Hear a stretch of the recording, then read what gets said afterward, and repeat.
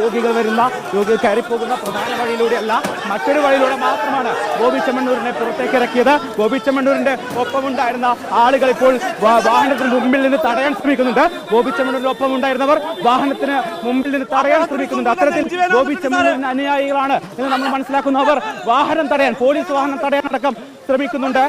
എന്തായാലും ഇപ്പോൾ ബോബി ചെമ്മണ്ണൂരുമായി വാഹനം ഇവിടെ നിന്ന് പോയി കഴിഞ്ഞു.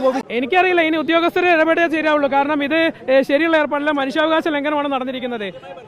കൃത്യമായ, അതായത് കോടതി അവിടെ നിന്ന് ഇറങ്ങി വരുമ്പോൾ കൃത്യമായ ഡയറക്ഷൻ കൊടുത്തതാണ് ജില്ലാ മെഡിക്കൽ ഓഫീസറെ കൊണ്ടുപോയി കാണിച്ച് സാക്ഷ്യപ്പെടുത്തി കൊണ്ടുപോകണം എന്നുള്ളത്. പക്ഷെ അതുപോലും പാലിക്കപ്പെട്ടിട്ടില്ല. ഇവിടുന്ന് പോലീസിന്റെ ഗുണ്ടായിസമാണ് നടന്നത്.